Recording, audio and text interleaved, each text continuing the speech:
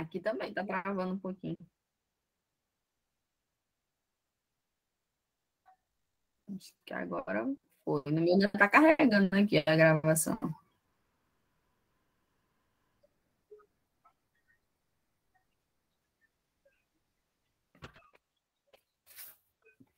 Acho que agora foi.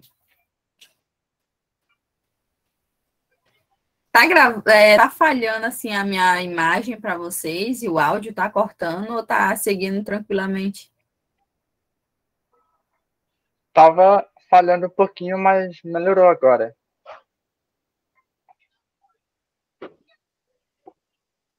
É porque aqui deu uma forte chuva, ainda agora de tarde. Aí faltou luz umas 3 vezes. Eu pensei que nem ia voltar. Aí faltou luz, o sinal da internet caiu. Não, Eu tá disse, bom. meu Deus do céu, pronto. Não vou participar da aula de hoje. Então, tá bom, então. Então, vamos começar, né?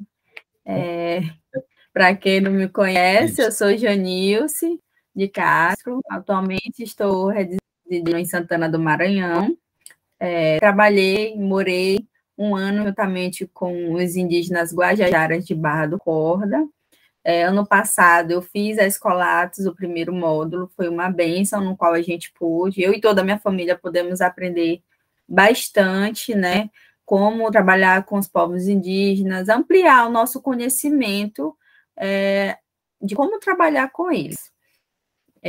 Também, esse ano, nós já fizemos uma visita a eles lá.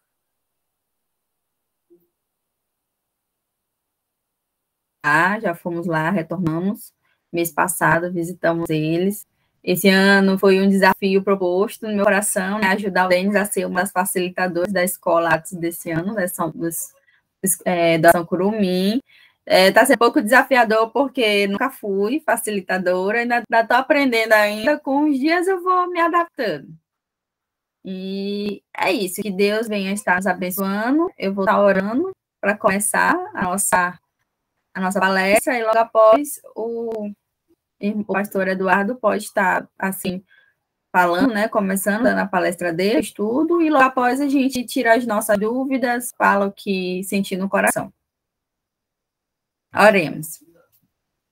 Senhor nosso Deus, Pai de infinita bondade, Deus querido, neste momento, Pai amado, eu quero te agradecer por estarmos aqui, todos reunidos, Pai amado, mesmo em cada um em seu lar, mas reunidos para, assim, aprender da tua palavra, aprender do teu amor, Senhor, aprender, Senhor, de tudo que tu tens, Pai amado, preparado para nós, Deus, que tu venha nos usar, Pai amado, usar o teu servo Eduardo para, assim, falar conosco, Pai amado, que tu venhas estar conduzindo, Deus, esta palestra, Pai.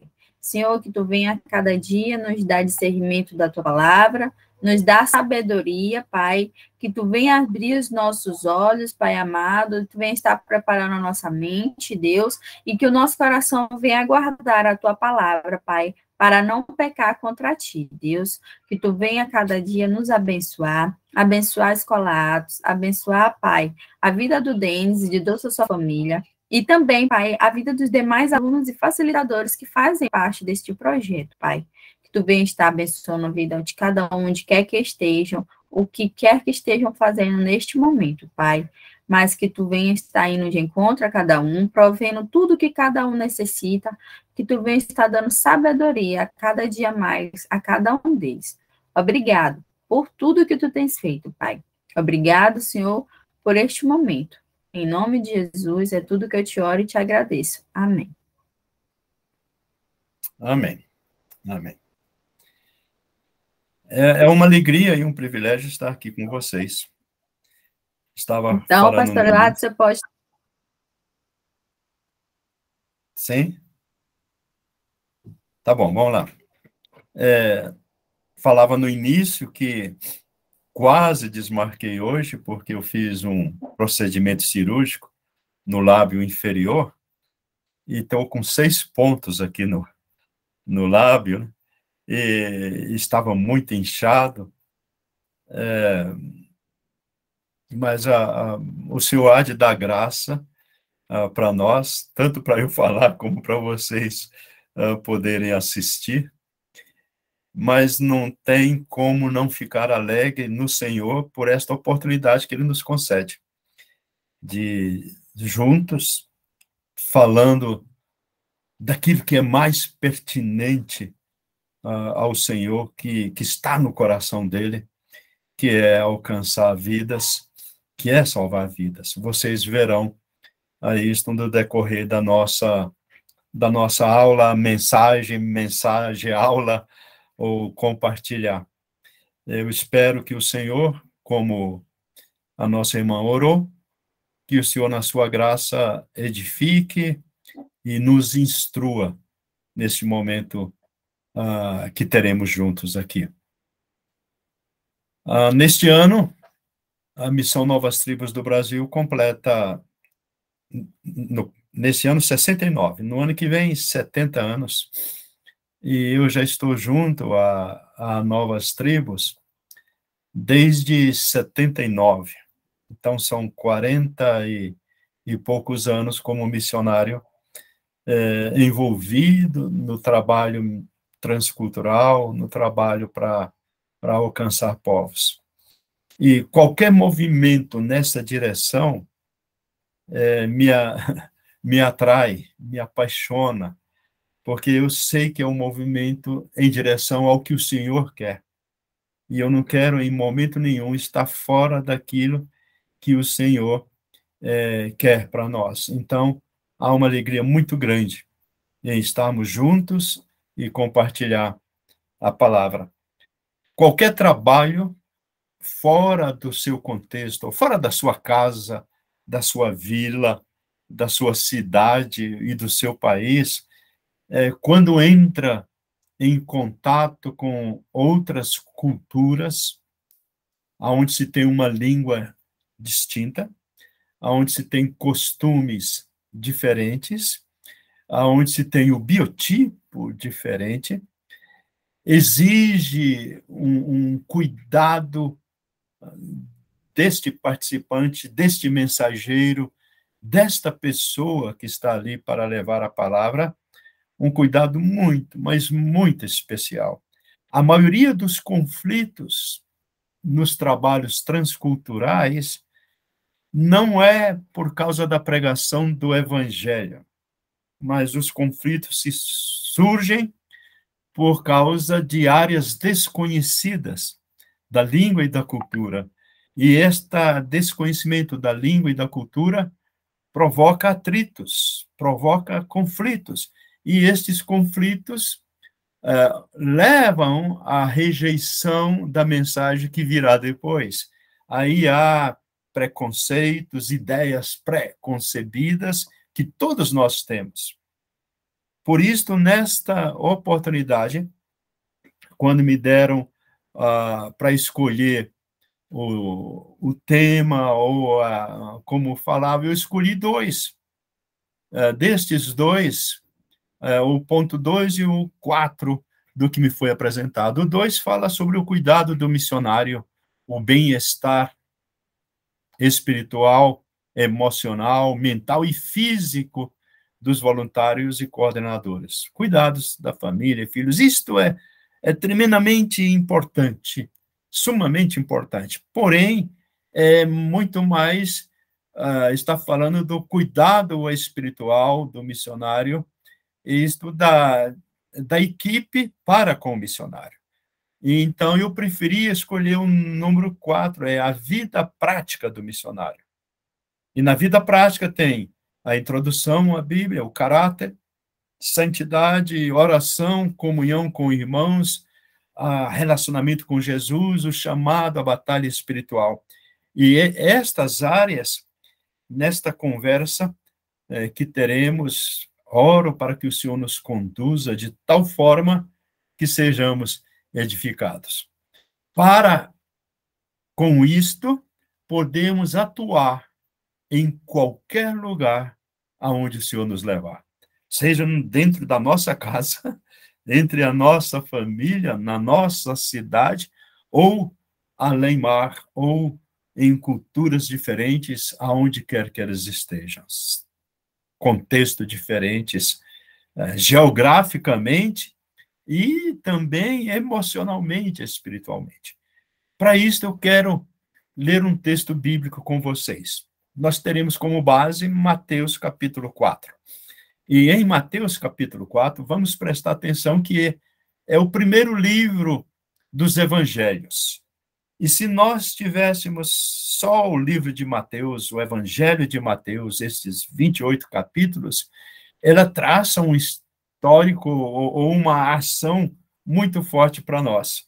E eu quero começar por ele, por esse livro de Mateus. Ficaremos ali, realmente, citarei outros versículos, mas Mateus capítulo 4, porque aqui ele fala do encontro com o Senhor Jesus, com aqueles que seriam seus discípulos. Eles não eram discípulos do Senhor Jesus. Lendo Mateus, até o capítulo 4, não havia tido encontro nenhum antes. Então, eles não tinham estado com o Senhor Jesus. Vamos assim dizer, num linguajar nosso, eles não eram crentes, eles não eram convertidos.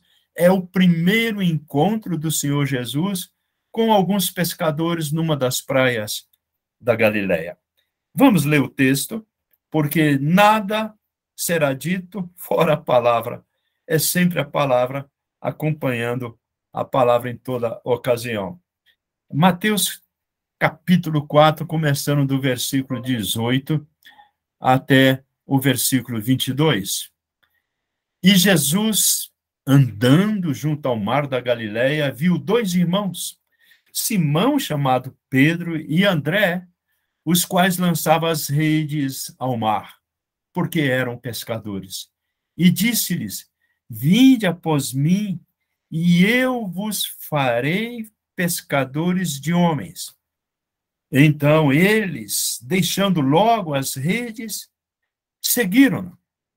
E adiantando-se dali, viu outros dois irmãos, Tiago, filho de Zebedeu, e João, seu irmão, num barco, com Zebedeu, que era seu pai, consertando as redes, e chamou-os. E eles, deixando imediatamente o barco e seu pai, seguiram-no. Foram atrás de Jesus. Este é o texto da nossa meditação, e daqui, na permissão do Senhor, queremos extrair alguns princípios que espero venha abordar todos aqueles pontos mencionados. Quando nós lemos biografias, histórias, e todos nós devemos fazê-lo, ler as biografias dos primeiros missionários, dos pais da igreja, dos pais das missões modernas, Adoniram Judson, Hudson Taylor, Carlos Studd, todos esses missionários e centenas de outros têm histórias simplesmente fantásticas. E nós criamos a respeito deles uma ideia. Quando nós olhamos para a vida desses missionários, chegamos à conclusão que a obra missionária precisa de homens e mulheres decididos, corajosos, que não têm a vida preciosa para si mesmos. Eram homens e mulheres focados no alvo, como os avós do Dennis. A família Bailey é simplesmente uma família abençoada. Aí nós vemos homens resilientes. Eu gosto da palavra resiliente. É uma palavra que é usada na química, quando fala de metal. Um metal resiliente é aquele que você coloca no fogo, é que você bate, e quando ele esfria, ele não perde a sua característica. Ele passa pelo fogo, ele passa pela provação, mas quando sai, ele mantém a mesma integridade.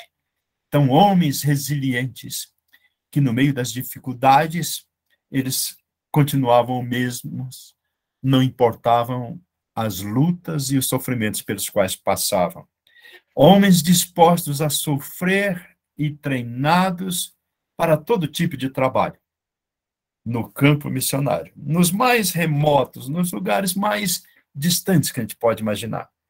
Porém, quando nós olhamos para o nosso texto, o que é que nós encontramos? Nós encontramos pescadores, homens comuns, mãos calejadas, corpo queimado pelo sol inclemente da Palestina, pés descalços, andando por aquelas areias pedregosas daquele lago, aonde eles estavam pescando, roupas surradas, o barco deles era muito, mas muito simples mesmo. Eles eram pobres. Quando eles tiveram contato com as autoridades judaicas, eles viram que eles eram homens indoutos ou ignorantes, incultos. E Pedro, quando escreve, ele fala que Paulo era sábio e escrevia bem, e que os ignorantes deturpavam o que Paulo falava. Então, eram esses homens comuns como você e eu, como nós, foram homens como estes que o Senhor chamou. Aqui tem uma lição muito especial. Na obra do Senhor, tem lugar para todos nós.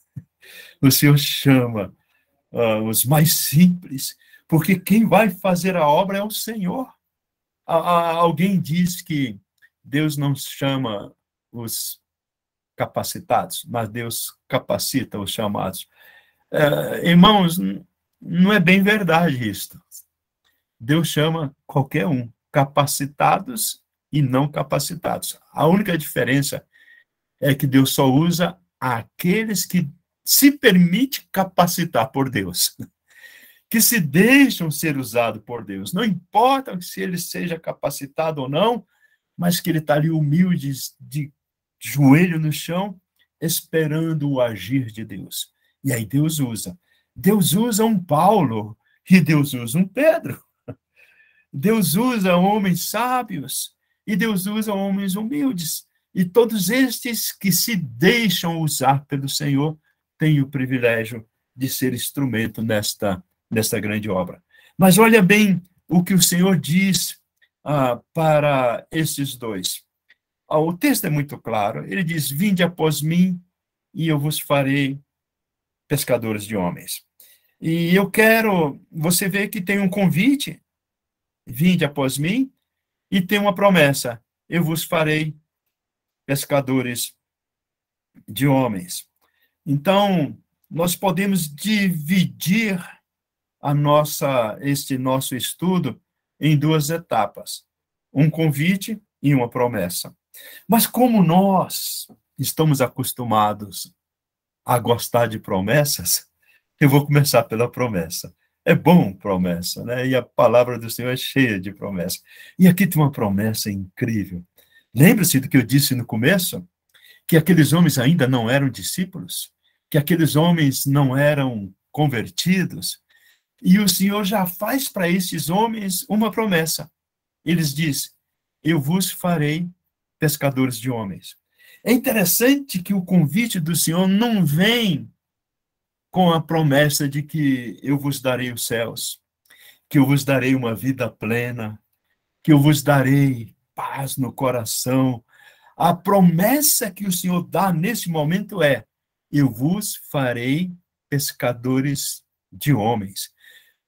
Com isto, esta frase, ela nos revela claramente qual é o grande privilégio de seguir o Senhor. É o privilégio de ser instrumento de Deus para salvar almas. Maior do que qualquer promessa, maior do que a promessa das bem-aventuranças, maior do que a promessa de um céu no porvir. Pedro, depois ele diz: Senhor, e quanto a nós que deixamos tudo, o que ganharemos? E aí o Senhor fala, né, aqueles que deixaram pai, ou mãe, ou irmãos, ou esposa, filhos, por amor do meu nome, receberá 100 vezes mais, e na vida eterna, e no futuro a vida eterna. Mas, meus irmãos, não há maior privilégio do que ser coparticipante na obra do Senhor de ganhar almas. E isto é para todos nós. Todos nós somos convidados, todos nós somos incluídos. Não há ninguém que tenha crido em Cristo fora desse projeto do Senhor. E ele diz, e eu vos farei pescadores de homens. Quando nós analisamos palavra por palavra, ele começa dizendo, e eu vos farei. Ele tem como ministério nos fazer pescadores de homens. Ele tem como alvo na sua vida, como propósito na sua vida. O Senhor Jesus tem como propósito trabalhar na minha vida e trabalhar na tua vida para nos fazer pescadores de homens. E eu vos farei. Ele empenha a sua palavra. E todos nós, você e eu, sabemos pela palavra que o fim das promessas do Senhor é o sim e o amém. Ele diz que vai nos fazer pescadores de homens, ele nos fará pescadores de homens. Se nós somos seguidores de Cristo, nós seremos homens e mulheres pescadores de homens e de mulheres. Mas olha bem que é um processo. Eu vos farei. Não é agora. É um processo. Esse processo começa no dia que temos o primeiro encontro com ele e termina no dia que entraremos na glória, porque lá nos céus não precisamos pescar, porque todos já são do Senhor. É um processo, irmãos. Enquanto nós caminhamos nessa jornada cristã, nós estamos no processo de ganhar almas. Não tem um método certo. Não tem, nós temos dicas, nós temos pistas, mas, irmãos, cada pessoa que nós evangelizamos é um aprendizado novo. Já perceberam isso?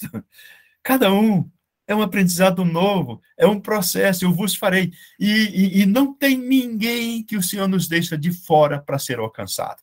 Ele sempre vai nos ensinar a tratar com o rico, a tratar com o pobre, a tratar com alguém inimigo do evangelho, visivelmente inimigo, alguém que é amigo, aquele amigo, mas que nunca faz uma decisão. É um processo, o Senhor continua nos ensinando. E isto, para mim, é lindo, porque salvar almas é obra divina. E toda vez que chegarmos, nós temos que estar dependendo do Senhor para que isto aconteça. Nós somos o instrumento e Deus opera a obra. É um processo precioso. Agora, eu gosto dessa figura de linguagem. Observa bem, ele diz, eu vos farei pescadores de homens. Por que ele falou, eu vos farei pescadores de homens? Porque ele estava conversando com pescadores, não é verdade? E aqui tem outra lição.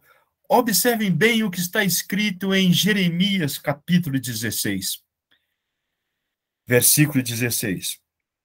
O Senhor Deus diz, eis que mandarei muitos pescadores, diz o Senhor, os quais os pescarão. Depois enviarei muitos caçadores, os quais os caçarão de sobre todos os montes, de sobre todos os outeiros e até nas fendas das rochas. O Senhor nos acrescenta pescadores, começa com pescador, depois acrescenta caçadores. E aí nós podemos acrescentar mais. Aí o Senhor diz, e eis que eu vos farei médicos de homens, professores de homens, vamos dizer, policiais de homens, tudo. Sabe o que o Senhor está querendo dizer? Que não tem uma pessoa, uma profissão sequer, que fica fora do propósito de Deus. Deus vai usar o que você é, como você é. O Senhor pergunta para Moisés, o que é que você tem nas mãos? Lembra-se, lá em Êxodo? O que é que você tem nas mãos? Ele não perguntou o que é que você terá, e nem o que é que você tinha. Já viram como é que nós damos as desculpas? Quando eu tiver isto, eu serei usado pelo Senhor. Quando eu tiver aquilo, eu serei... Não, o Senhor fala o que você tem nas mãos. Eu acho isso interessantíssimo. E o Senhor diz, lança no chão. Moisés respondeu, eu tenho uma vara, aquele cajado, né? Aí o Senhor disse, lança no chão. O que aconteceu com aquele cajado, aquela vara, quando ele jogou no chão? Lembra-se? Ela virou uma serpente. E Moisés, como você e eu, corria da serpente com medo de ser picado. Aí o Senhor disse, pegue-a pela cauda. Imagina, ele está correndo. Ele está correndo com medo. Aí o Senhor diz, pega pela cauda. Moisés, obedecendo o Senhor, pegou pela cauda. Meus irmãos, um parênteses aqui. Toda vez que nós obedecemos ao Senhor, um milagre acontece. Quando Moisés pegou pela cauda, a serpente voltou a ser a vara dele. A vara de Moisés. Lá na frente, quando Moisés foi embora, junto com Arão, e diz, e Moisés levava a vara de Deus em suas mãos. Vocês observaram que agora não era mais a vara de Moisés? Era a vara de Deus? O que é que você tem na mão? Quando Moisés pegou pela cauda, ela passou a ser a vara de Deus. Irmãos, a nossa profissão, se nós deixarmos, ela vira uma serpente e acaba nos mordendo. Aí o Senhor diz, pega pela cauda. Controle o seu trabalho, o que você é, o que você tem. E aquilo que você tem, controlado, você segurando-a, ela vai se transformar na vara de Deus, no instrumento de Deus. E você será usado aonde quer que você estiver, com a capacidade que Deus lhe tem dado para ser pescadores, caçadores, garimpeiros, médicos, mecânicos de almas. Aonde quer que nós estivermos, o Senhor pode usar as nossas vidas. E é um processo bem definido. Vocês já perceberam? O Senhor diz, vinde após mim e eu vos farei pescadores de homens. Pescadores de homens. E isto é muito claro.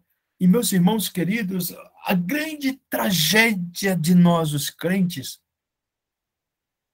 é de não estarmos focados no objetivo definido. Nós precisamos ter isso bem claro em nossa mente. O Senhor tem em nossa mente para nós. O objetivo dele é nos fazer pescadores de homens. Coisas boas virão e tentarão nos desviar desse foco, mas nós não podemos perder o foco. Nós temos que olhar para frente. O Senhor tinha isso na mente, e quando ele estava andando, passando em Samaria, todos viram que ele ia para Jerusalém, porque no seu rosto estava claro, na sua vestimenta estava claro, os seus pés caminhavam resolutos em direção a Jerusalém. Nós não podemos perder o foco, nós não podemos perder o objetivo, nós não podemos perder um dia sequer, uma hora sequer. Darwin foi aquele grande biólogo, evolucionista. A maioria do que ele escreveu você joga fora, com certeza. Mas uma frase ele disse, o homem que não valoriza uma hora sequer, não sabe o valor da vida. É interessante essa frase dele. Eu vou gastar o tempo aqui fora. Irmãos, nós não temos tempo para perder. O Senhor tem objetivo definido para nós. Por quê? Olha só o que está escrito em 2 Pedro, capítulo 3, versículo 9. Não retarda o Senhor a sua promessa, como alguns a julgam demorado. Pelo contrário, ele é longânimo para convosco, não querendo que nenhum pereça, senão que todos cheguem ao arrependimento. Em 1 Timóteo 2,4, o qual deseja que todos os homens sejam salvos e cheguem ao pleno conhecimento da verdade. O Senhor tinha foco, o Senhor tinha alvo, o Senhor tinha o definido claramente na sua mente, e ele não mudou em momento nenhum, e nós também temos que fazer isto. Sabe, irmãos, é um processo também com resultado garantido. Claramente, ele veio preparar um povo para si, e ele ajunta esse povo, e depois envia esse povo cheio do Espírito Santo para ganhar almas em todos os lugares. Infelizmente, nós estamos perdendo esta... E nós precisamos resgatar esta paixão pelas almas, o foco definido. E eu me lembro de Moody, Dwight Moody, era um jovem, e ele queria ser professor da escola dominical, e aí falou com um dos diretores da escola dominical, e aquele diretor falou: se você quer ser professor, arrume seus próprios alunos. E ele saiu arrumando alunos para que ele ensinasse a Bíblia. Em pouco tempo, eles tiveram que alugar um cinema, porque não tinha lugar para as pessoas assentar. E ele tinha paixão pela alma, por almas. Diz a história que ele não dormia. Aliás, ele já estava deitado, aí ele se lembrava: não falei de ninguém para Cristo. Ele levantava, trocava de roupa, tirava o pijama, trocava de roupa e saía para a rua. E na rua, quando ele encontrava alguém, ele perguntava: você é crente? Aí era assim que ele começava a conversa. E um dia alguém falou assim: que vai cuidar dos seus negócios?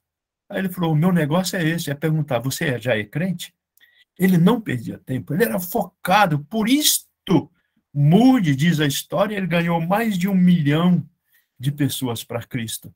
E sabe, meus irmãos, nós não podemos perder esse alvo de maneira nenhuma. Bem, eu preciso adiantar um pouco, porque eu quero entrar em algumas lições práticas. E isso vem agora com o convite do Senhor.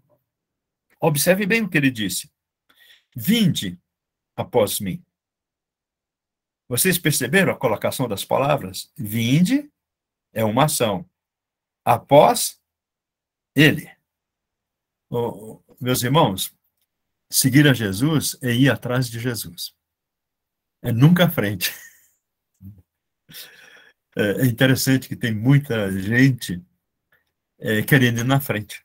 O Senhor fala: não, é atrás de mim. Vinde após mim. Nós só seremos transformados em pescadores de almas, de homens, se nós formos atrás de Jesus. Algumas pessoas querem que Jesus os siga. É impressionante isto. Se chegar algum momento que o Senhor estiver atrás de você, te seguindo, é porque ele quer te tirar de onde você está e levar para onde você deveria estar. O processo é este: nós seguimos a Jesus. E outro detalhe: nós seguimos a Jesus de pertinho, encostadinho nele. Tem uma história no Velho Testamento, lá em Crônicas, que eu sou apaixonado por ela. Davi, eles estavam na caverna de Adulam, ele tinha se escondido lá. E ele estava com seus valentes, ele tinha 33 valentes.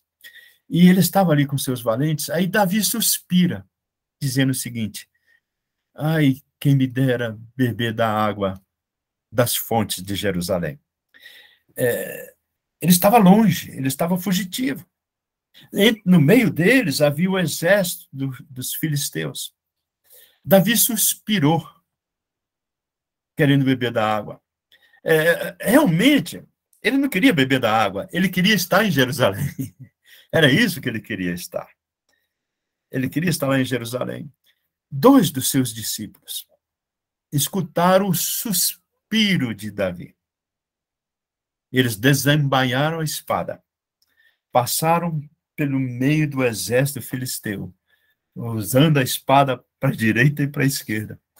Chegaram a Jerusalém, encheram um pote com água e trazendo aquela bilha na mão com água e com a outra lutando, passaram pelo exército, no meio do exército inimigo, e chegaram para Davi e falaram: aqui está a tua água. Davi suspirou. Davi suspirou. Sabe aquele desejo da alma? Davi não falou alto, Davi não gritou. Aqueles homens só ouviram o suspiro de Davi porque eles estavam perto de Davi. Porque eles estavam seguindo a Davi. E o suspiro de Davi foi uma ordem para eles. Eles não precisavam de ordens. Eles precisavam conhecer o desejo do seu capitão.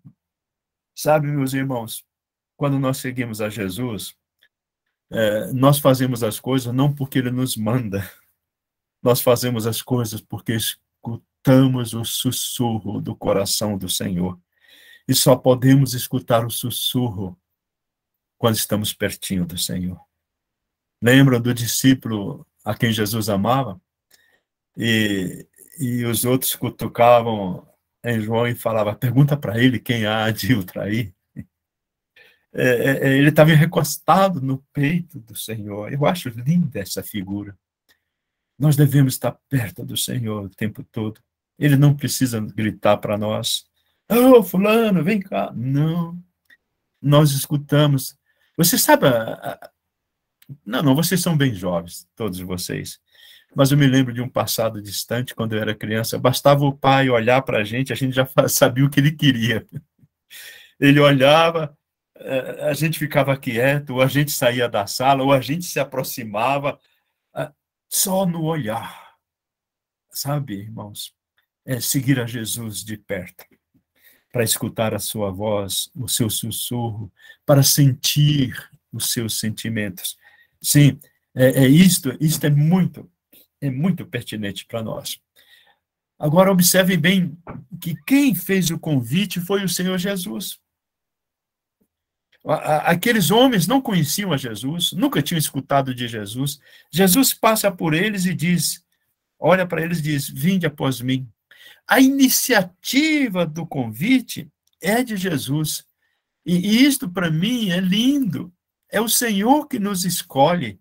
É o Senhor que olha para nós. É o Senhor que vem atrás de nós, amorosamente, a cada um de nós, e fala, vinde após mim. Uau, que privilégio, gente, que privilégio. Que privilégio ser convidado pelo Senhor. Nós temos que encarar isto como um privilégio, como algo que nós não tínhamos o direito de ser, mas Ele nos convida como coparticipantes da obra que Ele quer realizar. Eu me lembro de uma ocasião, deixa eu contar uma historinha bem rápida para vocês. Um avião caiu aqui em Goiânia com o presidente da FUNAI, faz muitos anos atrás. E ele faleceu. E aí eu fui no sepultamento dele em Goiânia. Eu conhecia aquele presidente da FUNAI, tinha conversado muito com eles, discutido muito com ele ali em Brasília. E, na época, o ministro da Justiça era o senador Iris Rezende, com o qual eu tinha um bom relacionamento. Então, eu fui lá no sepultamento dele, com mais 2 colegas. Quando eu chego em Goiânia, chego lá no cemitério, aquela multidão.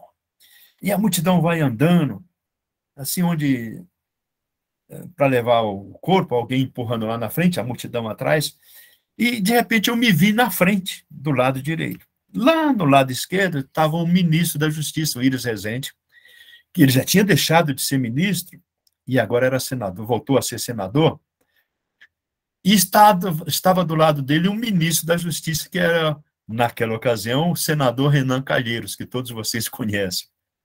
Então, estava o Iris Rezende e o senador Renan Calheiros. O Iris Rezende me viu e ele me cumprimentou com a cabeça. Eu também cumprimentei com a cabeça, e ninguém ia falar nada, porque a gente estava indo para o cemitério. Aí, a gente foi, quando chegou lá na frente, o Iris Rezende vem e me cumprimenta. Aí eu cumprimento, meus pêsames e tudo, aquela tristeza. Passa um pouquinho, alguém me chama. O senhor me acompanha, por favor? Aí quando chego, tinha aquele sol muito forte, tinha um guarda-chuva enorme e uma cadeira para eu assentar. É para o senhor assentar aqui. Aí eu falei, eu preciso de mais 2 cadeiras, eu não vou sentar sozinho porque eu tenho 2 colegas, 2 missionários comigo. Aí logo providenciaram mais 2 cadeiras. Aí eu estou sentado ali, quando chegou alguém, perguntou, o senhor gosta de mel? Aí eu falei, ó, Sim, eu gosto. Ó, se o senhor deseja, eu posso trazer algumas garrafas de mel. Eu sou produtor, eu trago mel para o senhor. Aí eu fiquei pensando, o que está acontecendo? Só porque o Íris Rezende veio e me cumprimentou. Pessoas queriam, de alguma forma, se aproximar de mim. Aí eu achei aquilo tão estranho. Mas olha bem, quem nos convida é o Senhor Jesus. Isto sim é privilégio. E, da mesma forma, pessoas devem se chegar a nós porque estamos com Jesus. E nós podemos levar essas pessoas até Jesus. Perceberam? Nós somos aqueles que colocarão as pessoas diante de Jesus. Este é o nosso trabalho, introduzir pessoas diante de Jesus. Há um método, como eu disse, só relembrando, é seguir a Jesus. E nós vamos aonde ele vai. E nós não devemos estar aonde ele não está. Perceberam? Agora, algo muito interessante. O Senhor Jesus é que convidou os discípulos. Onde é que os discípulos iam dormir? Alguém pensou nisso? O que eles iam comer? Ninguém tratou disto. Jesus disse, vinde após mim e pronto. Sabe, meus irmãos, o que é que a gente aprende? Quem convida é que se responsabiliza por tudo isto. Eu acho isso lindo. A logística de Jesus. Ele te convidou? É ele que vai ter o lugar para você dormir, ele que vai ter aquilo para você comer, aquilo para você vestir. Eu estava uma vez na Argentina, em Buenos Aires, pregando, e depois que terminamos de pregar naqueles dias, uma conferência missionária, aí o casal, ele era o presbítero da igreja, nos convidou para almoçar. Estava eu e minha esposa, Nancy, e aquele casal, Rafael e a esposa dele. E aí, quando nós fomos para uma churrascaria gaúcha, né? A gaúcha não, é a argentina, o melhor churrasco. Aí, quando terminamos de comer aquela comida muito gostosa, a minha esposa, muito cuidadosa, ela cutuca em mim e falou assim, paga, meu bem, paga essa conta. Aí eu pego o meu cartão e dou para o garçom, antes do Rafael dar o cartão dele. Aí o Rafael fala para o garçom, em espanhol, não, não aceita, não aceita. E segura na minha mão fortemente, aponta para o meu nariz e fala assim, Eduardo, aqui na Argentina, quem convida é quem paga a conta. Irmãos, quem nos convida é o Senhor. É Ele que paga as contas. E nós louvamos ao Senhor por isso. Ele vai cuidar de tudo que nós precisamos. Vocês já perceberam que tem um monte de gente que não quer entrar na obra missionária ou não quer seguir a Jesus porque ele fica preocupado o que vai comer, o que vai beber, o que vai vestir, para onde vai. Eu me lembro de meu pai, meu velho pai, já falecido. Um dia ele perguntou para mim, você nunca vai ter dinheiro? Você nunca vai ficar rico? O que você está fazendo aqui no meio desses índios? Velho, o meu Senhor, o que me convida, ele dá muito mais além daquilo que nós pedimos ou pensamos. Sabe, irmãos, essa é a logística do Senhor. Mas vamos continuando. A responsabilidade é de Jesus. Sabe, meus irmãos, ele cuida, ele guarda, estando eu com eles, diz Jesus, está registrado em João 17, versículo 12. Estando eu com eles no mundo, guardava-os em teu nome, presta atenção, eu os guardava, e tenho guardado aqueles que tu me deste. Essa é a oração sacerdotal de Jesus, em João 17, e nenhum deles se perdeu, senão o filho da perdição, para que as escrituras se cumprissem. Vocês perceberam como o Senhor guarda, como o Senhor cuida? E aqui eu teria dezenas de histórias lindas para contar como o Senhor guardou, como o Senhor amparou, como o Senhor supriu, nas horas difíceis, nos momentos inimagináveis. O Senhor sempre protegeu, guardou, supriu e nunca tivemos falta de nada. Algumas vezes o Senhor até permite que tenhamos falta de alguma coisa, porque o Senhor quer nos ensinar dependência dele. O Senhor quer nos ensinar a descansar nele.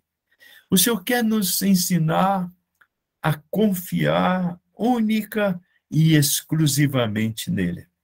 Vinde após mim. A logística é de Jesus, o suprimento é de Jesus, o cuidado é de Jesus. E quando a gente segue a Jesus, nós vamos aprendendo algumas coisinhas que eu gostaria de compartilhar com vocês. Observem bem, Jesus Cristo é o único homem, eu vou dizer o único, para dar ênfase, tá? É o único que desde o seu nascimento já estava marcado o dia da sua morte. Na plenitude dos tempos ele nasceu, na consumação dos tempos ele morreu. Sim, ele sabia exatamente o dia. Por isto, Jesus, antes da fundação do mundo, já vinha com um propósito. Ele já tinha um propósito determinado na sua vida. Ele tinha uma vida com propósito. Amo aquele livro. Uma vida com propósito. Porque isso é uma verdade para nós. O Senhor tem para cada um de nós uma vontade clara, definida, e nós precisamos descobri-la. Aquele texto de Atos, quando Paulo dá o testemunho da sua conversão, tanto no capítulo 22 de Atos, capítulo 9, Lucas dando testemunho do que aconteceu com Saulo, transformando-se em Paulo. Mas depois, em Atos 22, é ele falando o que aconteceu. E é interessante que diz ali, depois, quando Ananias aparece a Saulo, agora Paulo, ele diz que verás o Senhor, ouvirás a sua voz e conhecerás a sua vontade. E sabe, conhecer a vontade do Senhor é fundamental para nós. Porque quando nós conhecemos a vontade do Senhor, nós descobrimos qual é o propósito dele para nós. E aí nós podemos viver este propósito de Deus para conosco. E, meus irmãos, o segredo de uma vida cristã bem-sucedida é descobrir a vontade do Senhor para nós. E nós sabemos que a vontade do Senhor é boa, perfeita e agradável, não importa as circunstâncias. Estar com o Senhor, aonde quer que estejamos, é o lugar mais feliz da terra, porque o centro da vontade do Senhor é o melhor lugar para estarmos. Algumas pessoas falam, mas que coisa, dificuldade, pastor Eduardo, você lá no meio do mato, no meio do Zoé e tudo aquilo. Não, eu e minha esposa lembramos com saudade daquele tempo tão precioso. É o centro da vontade de Deus, o melhor lugar do mundo para qualquer um de nós. E o Senhor Jesus tinha uma vida com propósito. Lembram-se lá na cruz, quando todos falavam, se tu és o Filho de Deus, desça dessa cruz e salva a ti mesmo e também a nós. Os dois ladrões presos, um à direita e outro à esquerda, falava isso, um deles falava, a multidão falava, querendo tirá-lo lá daquela cruz, mas ele não cedeu, ele resistiu, porque ele tinha um propósito. O propósito dele era morrer na cruz, no teu lugar, no meu lugar, naquela cruz que era dele, por nós, porque ele queria nos salvar. Sim, nós precisamos ter uma vida com propósito, uma vida com propósito. A vida com propósito é diferente de uma vida com determinação. A vida com propósito é quando você conhece a vontade. Qual é o propósito de Deus para você? E sabe, meus irmãos, nós precisamos dizer, Senhor, faça em mim, cumpra em mim a tua vontade. Todos os profetas do passado falaram isso. Jesus falou isso. Hebreus diz que Jesus falou. Começa lá com Abraão. Aí depois vem todos os outros profetas. Maria disse essa frase também. Eis-me aqui, Senhor, para fazer a tua vontade. Então, quando você descobre o propósito do Senhor, aí vem a determinação de cumprir o propósito do Senhor. E determinação, irmãos, é algo que precisa estar na nossa vida. Porque o inimigo luta para que não façamos a vontade do Pai. O mundo nos cerca de todos os lados para que não façamos a vontade do Pai. E tanto o inimigo como o mundo têm um aliado terrível, que é a nossa carne, que não quer fazer a vontade do Pai. Por isso que Paulo escreve dizendo que a carne luta contra o espírito e o espírito luta contra a carne para que não façais a sua vontade. Irmãos, a nossa vontade é má, é mesquinha, é egoísta. A nossa vontade é etnocêntrica, é egocêntrica. Nós queremos fazer, a nossa carne tem um chamado instinto de sobrevivência. Nós queremos a nossa vontade na última hora. Por isso que nós precisamos de determinação para não fazermos a nossa vontade. Os homens que foram instrumentos na mão de Deus, eles foram determinados, homens e mulheres, o tempo todo. Eu lembro de uma mulher, esqueci o nome dela agora, ela trabalhou na África. O Ronaldo Lidório gosta de contar a história dela. Ela trabalhou na África como enfermeira, alcançando um povo muito difícil. E um dia, aquele povo daquela comunidade, daquela etnia, pegaram aquela missionária e a violentaram. Diz a história que foram dezenas de homens. Foi um negócio absurdo. Machucaram-na, quebraram alguns ossos do seu corpo. E ela foi tirada de lá com quase sem vida. Ela foi levada para o seu país de origem, passou 2 anos tratando, recuperando do trauma de ter sido violentada por daquela maneira tão bárbara, tão selvagem. Depois daquele tempo, daqueles 2 anos que ela se recuperou, ela começou a visitar igrejas, uma por uma, e pessoas, e falou, eu quero voltar para a África, para aquele mesmo lugar. Vocês podem imaginar isso? E ela voltou para a mesma vila, para o mesmo povo. E ela formou um hospital, uma escola de enfermeira, e ela treinou mais de 300 mulheres como enfermeiras na área de saúde, e abalou aquele país, levando muitas pessoas para Cristo. É isso que eu chamo de determinação, sabe, irmãos? Não parar nunca, prosseguir sempre avante. Meus irmãos, o horário já foi, mas eu preciso falar, pelo menos, eu tenho aqui, olha, o próximo ponto para vocês é oração, depois compaixão pelas almas, depois obediência, disposição ao sofrimento e convicção da obra, que a obra será completada. Mas eu quero falar, passando bem rápido, sobre a oração. Nenhum avivamento começa sem oração. Nenhum milagre começa sem oração. Existe sem oração. Uma alma se converte sem oração. Não existe vitórias se primeiro não houve uma batalha de oração. Sabe, meus irmãos, o Senhor nos ensina isto. E ele orava. Ele orava sozinho. Ele se apartava. Ele ia para os desertos. Enquanto seus discípulos dormiam, ele orava. Ele orava intensamente. Na oração do Getsemane, o seu suor descia como grossas gotas de sangue. Realmente angustiava-se. A oração, quando você ora, você está se submetendo à vontade do Senhor. Você está dizendo, Senhor, eu não posso. O Senhor pode. Eu estou aqui clamando ao Senhor. Oração é uma conversa de coração para coração. Ela não é impostação de voz. Ela não são palavras bonitas.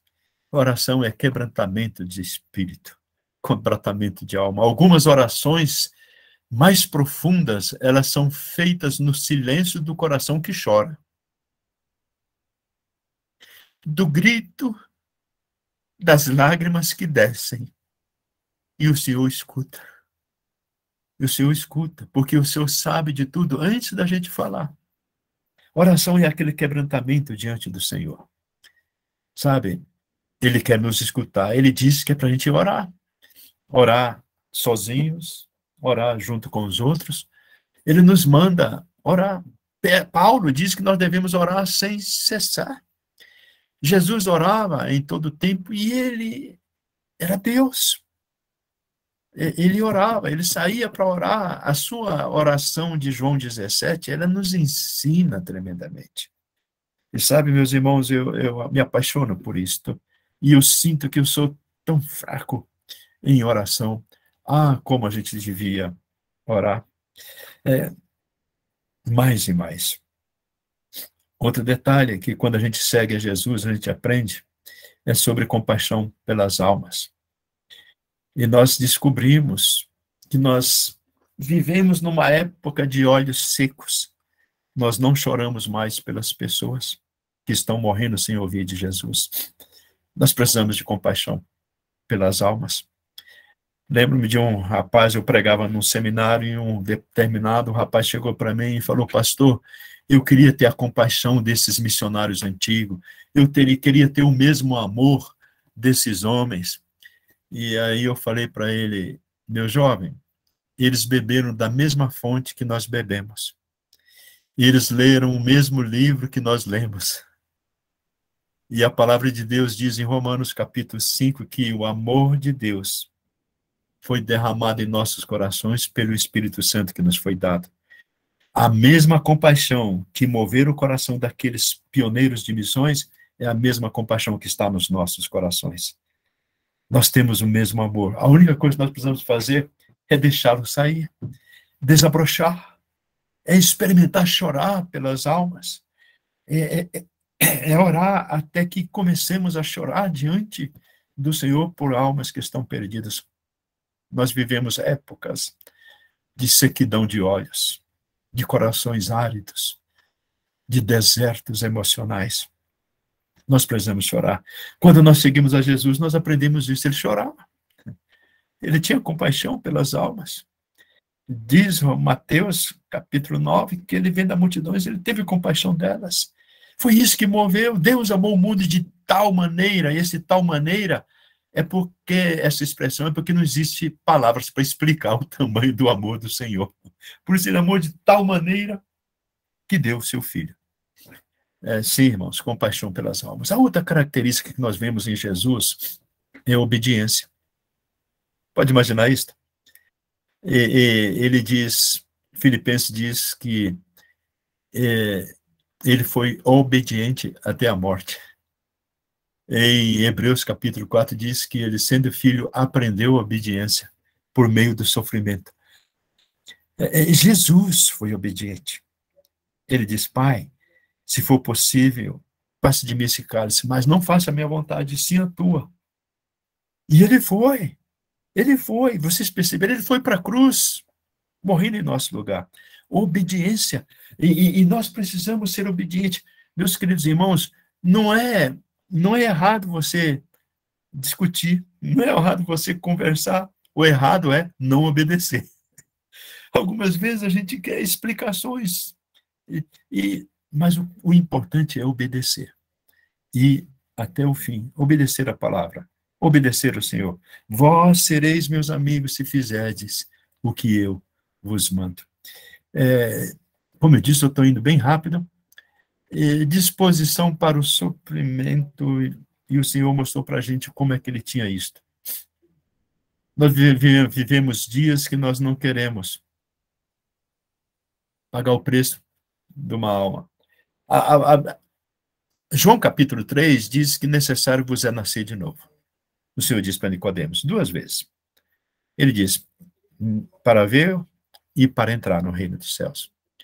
E novo nascimento, todo nascimento, ele é feito com dor. As mães que têm seus filhos, elas sabem muito bem o que é isto. Paulo diz em Gálatas: filhinhos, por quem de novo sinto as dores de parto. Vocês observam a comparação? O nascimento de uma alma é como uma dor de parto. E muitas vezes esses filhos, eles dão sofrimentos, Paulo diz, por quem de novo sinta as dores de parto. Sim, meus irmãos, para que almas sejam salvas, a gente tem que pagar o preço do sofrimento. Por isso que Paulo diz em Colossenses capítulo 1, amo aqueles versículos, principalmente o versículo 24 em diante, ele diz que ele tinha alegria pelo sofrimento que ele tinha pelo seu corpo, a igreja. E sofrer já é uma loucura, imagina a alegria por sofrer. Mas, meus irmãos, ninguém vai atrás de pecadores para que eles ouçam o evangelho sem renunciar ao seu tempo, sem renunciar à sua vontade, sem renunciar a prazeres. Você está pagando o preço. O primeiro, talvez o Denis não saiba disso, mas a primeira autorização que a Missão Novas Tribos do Brasil recebeu para um missionário trabalhar numa etnia foi dada em 1952 para o avô do Denis, entre o povo Galibi, lá no Amapá. Imagina em 52 ir para o Amapá, lá naquele local completamente isolado, para trabalhar com o povo Galibi. Sabe, ele fazia isso de tal forma que ele tinha alegria, que ele tinha emoção, que ele tinha prazer, era céu para eles, mas todos nós sabemos que houve um preço muito alto a ser pago ali, que foi pago ali. Sim, meus irmãos, quando nós seguimos a Jesus, nós aprendemos sobre o sofrimento. Concluo agora dizendo o seguinte: o Senhor nos dá a alegria de saber que o que vamos fazer será completado. Aquele que começou a boa obra em vós, há de completá-la.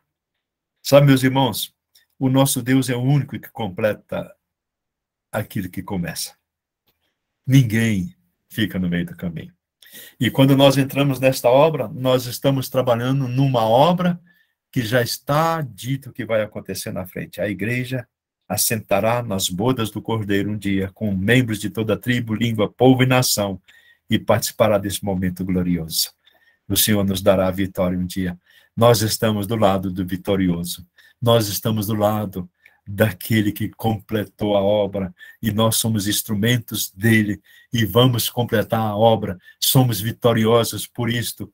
Não parece, algumas vezes, alguns olham para nós, estamos com cara triste, o rosto reflete o que está no coração, muitas vezes o coração está triste, o rosto reflete, mas, meus irmãos, nós estamos do lado do vitorioso, a vitória do Senhor, e nós já a conquistamos por meio deles. Não importa o que o mundo pensa, o que importa é o que o Senhor diz, e ele diz que nós somos mais do que vitoriosos por naquele que nos amou. Que o Senhor os abençoe ricamente, me perdoe o adiantado da hora e ter passado, mas está aí, estou à disposição de vocês tranquilamente. Tá? Fica a palavra com vocês agora para as considerações.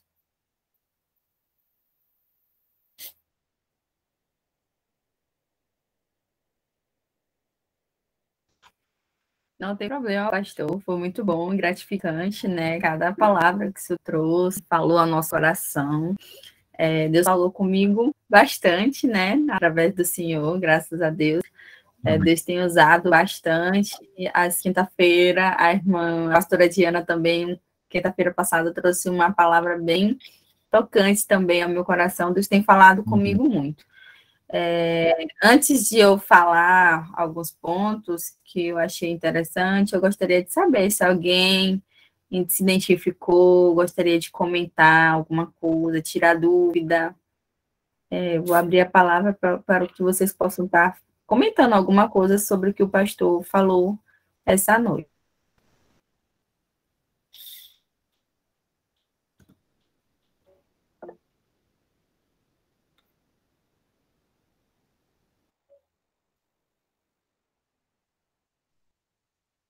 Não sei se está cortando o áudio, mas foi edificante, né? Foi uma palavra de encorajamento, né, para nós, para a gente entender a vontade de Deus e descansar o nosso coração quando a gente estiver fazendo a vontade dele. E agradecer, né, ao pastor, porque acho que foi uma palavra que ele veio de encontro com a nossa vida, com que a gente vem vivenciando, que a gente tem que estar disponível para a palavra de Deus todos os dias, que a gente venha ter amor, que a gente venha ter compaixão. E eu estou agraciada com essa palavra, foi uma palavra que veio, que me encorajou muito, e eu só tenho que agradecer a Deus e a meu irmão aí, porque foi bênção na minha vida. Amém, amém. Amém, Amanda, pela sua palavra também.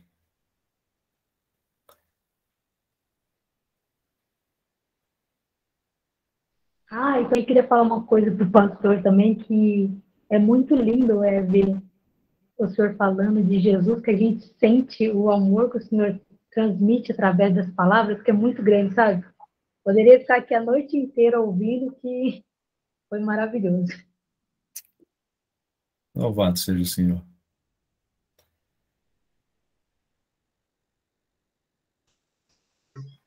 Eu queria apresentar o Haulinson aqui na Gé, porque ele conhece a Fátima, e queria que ele falasse dos outros missionários que moram lá na Pinagé também. Com certeza, o Edu vai saber quem são. Pode falar dos nomes dos missionários que moram na aldeia, Alisson? Ele casou com o Cricati, então hoje o Cricati roubou a Pinagé, ele está morando na aldeia São José Cricati. Ah, tá.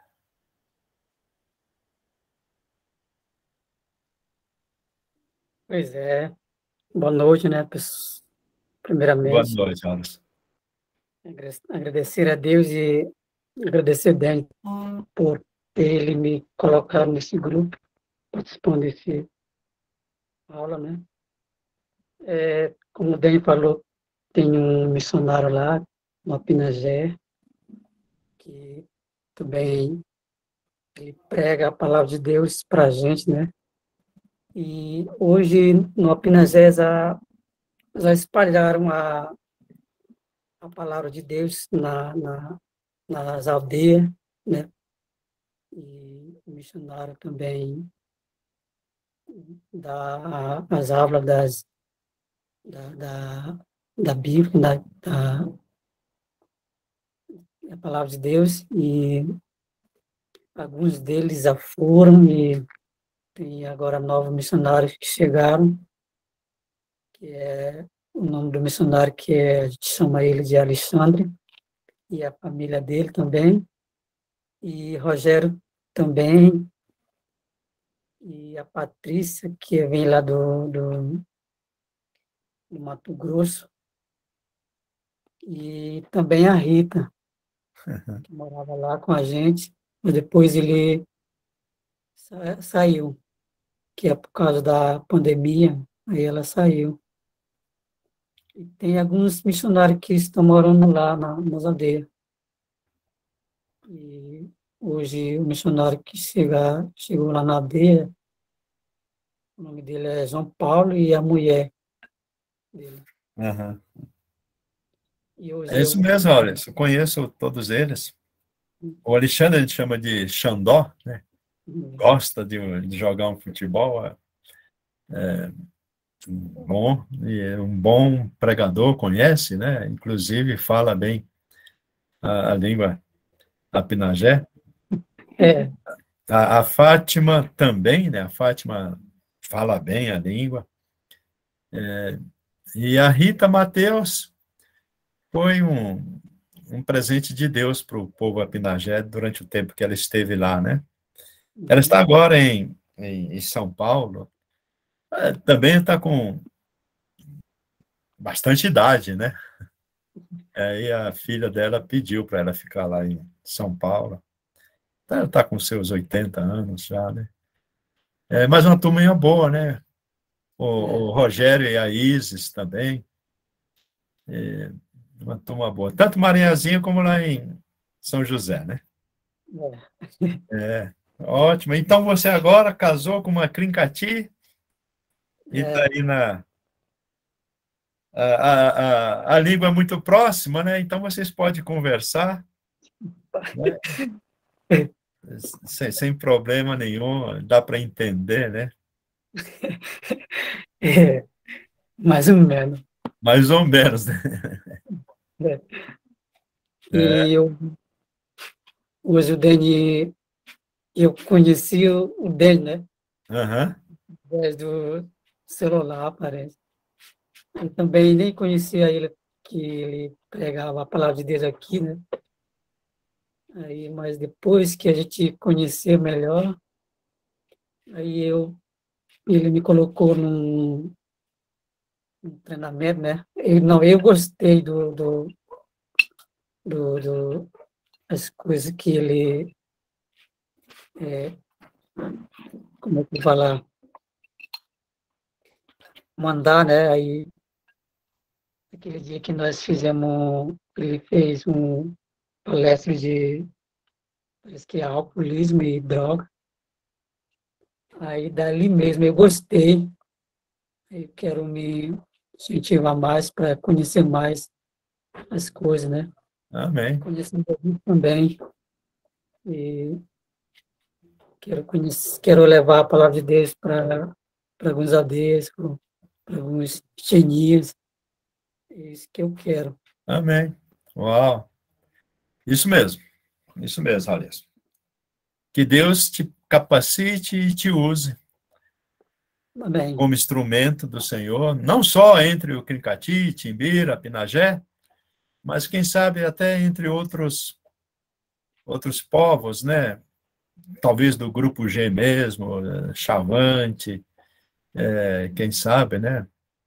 E aí vocês, que a língua é um pouquinho mais dentro do mesmo tronco linguístico. Mas você é jovem, você pode aprender qualquer língua, com certeza. Amém, né? Então, era só isso. Amém. Obrigado mesmo. Natália, você quer falar alguma coisa? Oi, pessoal, boa noite. Boa É noite. a minha primeira vez, né, por aqui assistindo, entrei recentemente. E foi muito gratificante, né, e muito edificante. Porque quando nós ouvimos falar sobre seguir Jesus, muitas das vezes a gente treme um pouco na base, né, porque a gente, por ser humano, tem uma dependência em ter o controle de todas as coisas, né? E ter o controle da nossa vida, ter controle daquilo que nós fazemos, daquilo que nós sentimos. E tudo aquilo que foge do nosso controle causa um certo pânico em nós, né? Perfeito. E quando Jesus ele chega dizendo, ei, larga tudo e me segue, né? Ele está falando assim, deixa o controle nas minhas mãos que eu vou conduzir tudo, né? Então é muito mais difícil para nós se introduzir e seguir Jesus baseado de fato na Bíblia, porque o controle, a gente sempre quer o controle, né, de todas as coisas. Mas eu acredito que é um tempo em que nós precisamos levantar altares de dependência do Senhor, sabe? Porque não tem como caminharmos sem o Senhor sem termos dependência. E eu acredito que essa intimidade, essa dependência, ela só é gerada com intimidade. Perfeito. Natália, você fez uma abordagem muito objetiva. E para mim o segredo aí está... Isto é possível quando nós nascemos de novo. Só é possível ao cristão, porque quando ele nasce de novo, e Pedro diz que nós nascemos da genuína semente, aí nós podemos experimentar o morrer para aquele velho procedimento e nascer para este novo. O mundo nos ensina ao que você mencionou, a ter o controle, né? E quanto mais controle você tem, eu gostei da palavra que você usou, a dependência de ter o controle. Parece contraditório, mas eu gostei disso, esse contraste mostra o tamanho da luta. Todo mundo quer ter o controle, e quanto mais ele pensa que tem o controle, mas ele é escravo, mas ele é servo. Agora, quando nós dependemos do Senhor, acontece algo interessantíssimo. Quanto mais dependemos, mais somos livres. Mais sentimos uma paz, uma despreocupação com aquilo que o Senhor faz. E esta dependência do Senhor, eu até lembrei, Natália, agora, pensando contigo, eu lembrei de uma historinha, ouvi no passado, de uma senhora, uma crente muito fiel, já de idade, não tinha recursos, e ela estava com fome, não tinha comida na casa dela. E aí um vizinho viu que ela não tinha comida, aquele vizinho foi e falou lá no centro espírita que ela não tinha comida. Aí alguns daqueles lá falaram, nós vamos levar lá para ela e depois vamos perguntar quem é que foi que deu, né? Para mostrar que fomos nós que demos a comida para ela. Que ela estava sendo abandonada pelos crentes e tudo, por isso estava passando fome. Encheram 2 carrinhos de comida do supermercado, levaram, apresentaram para ela, chegaram lá, aí, olha, eles mandaram isso para a senhora, aí ela falou, por favor, coloca aqui, coloca ali, aí colocaram lá dentro, aí ela, muito obrigado, aí um falou assim, mas você não vai perguntar quem foi que mandou? Porque eles queriam dizer, né, fomos, não vai perguntar quem é que mandou? Ela falou, não vou perguntar não, porque quando Deus manda, até o diabo obedece. Então, esta dependência do Senhor faz com que a gente descanse em qualquer circunstância, porque o Senhor usa quem Ele quer para suprir as nossas necessidades. E a gente aprende a duras penas que seria tão mais fácil se a gente estivéssemos dependendo do Senhor. Porque quando a gente depende do Senhor, eu lembro daquele que perguntou para Jesus, Senhor, não foi pergunta, foi uma afirmação, se tu queres, tu podes. Aí ele disse, eu quero. Aconteça isso. Irmãos, nós precisamos entender que as coisas com a gente só não acontecem quando o Senhor sabe que não é melhor para nós. Porque quando é melhor para nós, Ele nos dá, Ele cuida. Irmãos, se uma bicicleta na obra missionária é supérfluo, o Senhor não nos dá. Mas se um helicóptero é necessário, o Senhor dá. Porque Ele é poderoso para fazer todas as coisas. Ele é dono de todo ouro e de toda a prata. Os céus tremem, a terra treme, os montes se abalam. E o Senhor pode todas as coisas.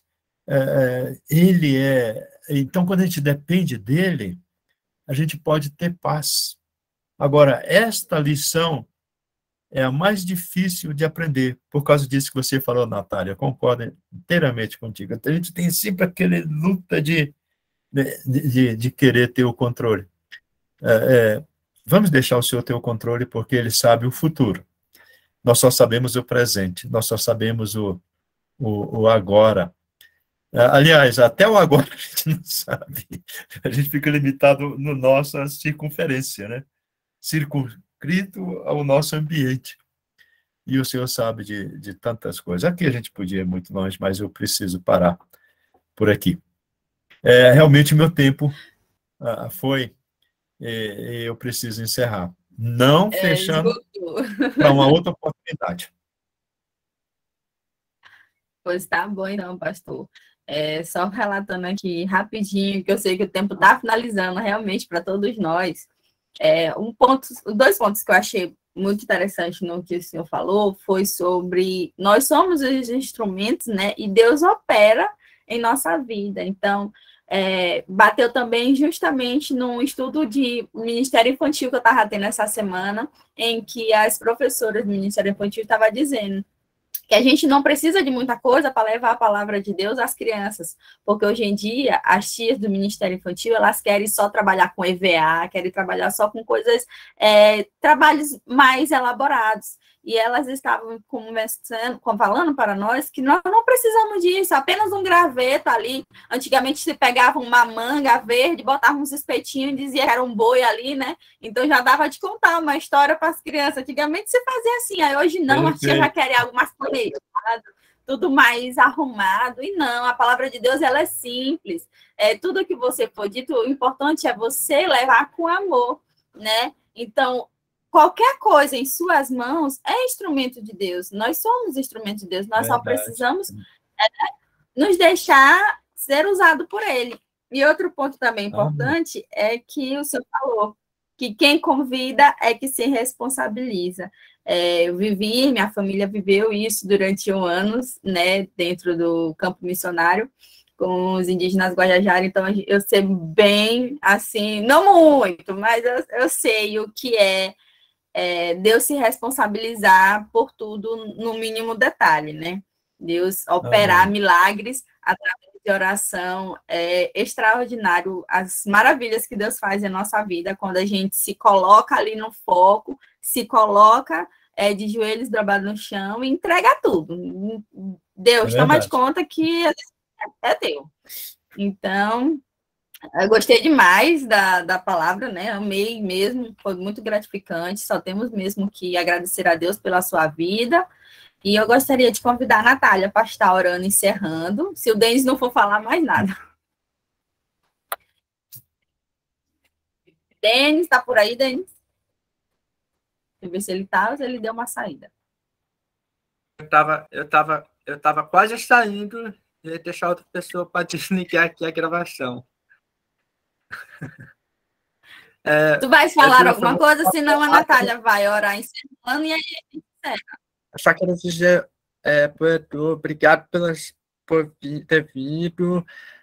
Vai ter mais oportunidades na frente. Você pode voltar mais vezes. Você está bem-vindo para compartilhar novamente. E a palavra foi muito boa. Eu até fiquei muito edificado ouvindo a sua palavra. Deus te abençoe. Amém. Estamos juntos. Amém.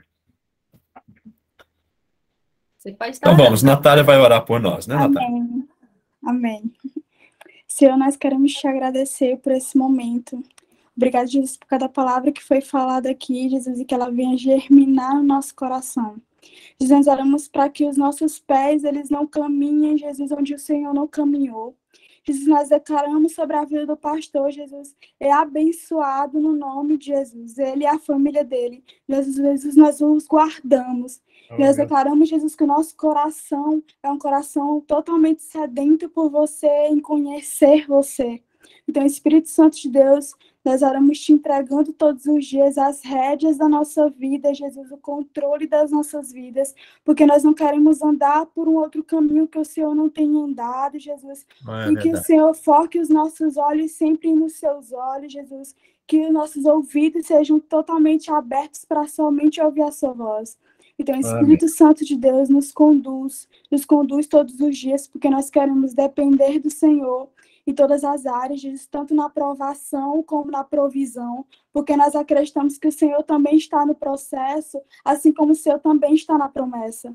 Então, o Espírito Santo de Deus esteja conosco todos os dias. Amém. Amém. Louvado seja o Senhor. Amém. Amém.